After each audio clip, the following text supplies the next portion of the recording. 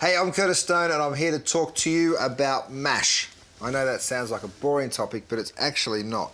There's a million different ways to make a mash or a puree and we seem to always go back to the same thing, mashed potatoes. And you know, you can do variations of mashed potatoes until the cows come home. You can put parsley, you can put mustard, you can put chives, you can do all sorts of added extras to the mash. But you can also do a bunch of different ingredients. You can do pumpkin, you can do carrot, you can do parsnip, you can do all these different things. Up here I've got celeriac or celeriac. Now you can cook that in milk and then you can mash it using a food processor.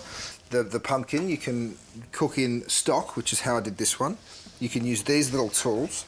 They both work fine. You know, a little bit of... you're never going to get it too fine. That's the only problem using this. So if you don't mind, you know, a few lumps, then they're good ones to use. If you want to be a little bit more particular about your mash and you want it really pureed and fine and smooth, then one of these guys is pretty useful. It's called a potato ricer. But I'm going to show you a whole different way to make a mash. You ready?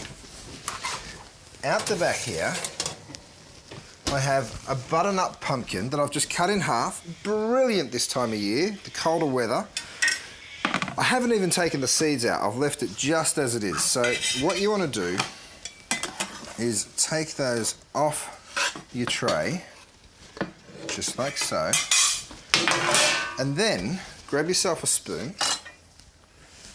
right? Now some people actually love those pumpkin seeds when they're roasted, just like that. You can crunch it up and get the little centre out. It's really quite tasty. But if you don't want to use it, it's as easy as just scooping it out like that. But I do quite like them.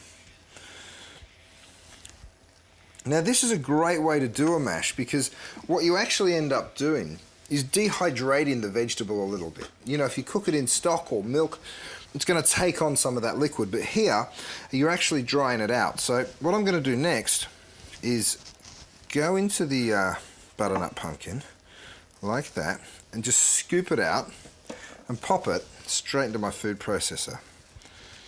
Okay, so, and some of those caramelized pieces on the top, those bits that go golden brown, I think they're absolutely fine. I keep those in.